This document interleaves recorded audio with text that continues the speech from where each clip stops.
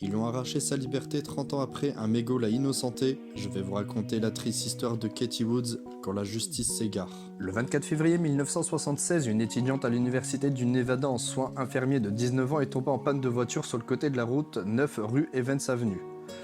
Elle a appelé sa mère pour obtenir de l'aide, mais lors de leur arrivée, Michelle était introuvable.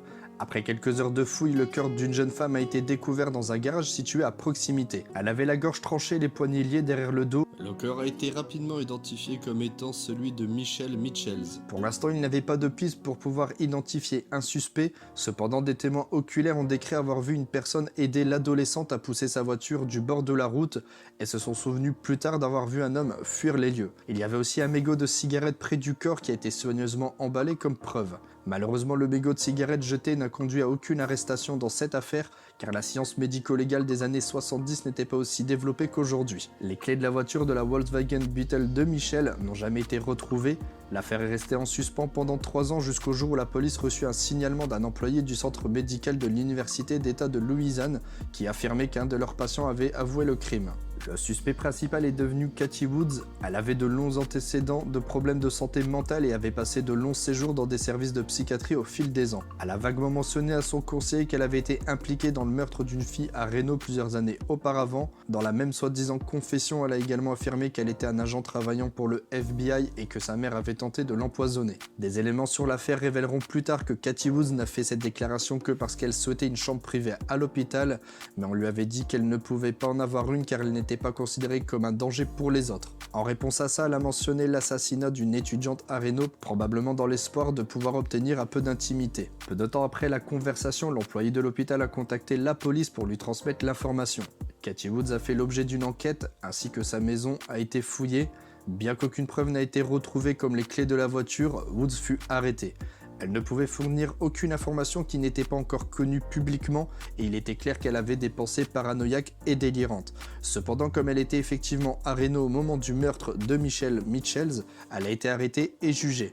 Woods a décrit comment elle avait fait des avances sexuelles à cette étudiante et lorsqu'elle a rejeté ses avances, elle l'a égorgée. L'affaire a été annulée et à nouveau jugée quelques années plus tard, mais là encore il a été conclu que Madame Woods était responsable et qu'elle avait été condamnée à la réclusion à perpétuité. Même si elle avait des problèmes d'alphabétisation, Woods réussit à contacter le Rocky Mountain Innocence Project. En 2013, un test ADN sur le mégot de cigarette trouvé sur les lieux du crime montrait un profil ADN masculin.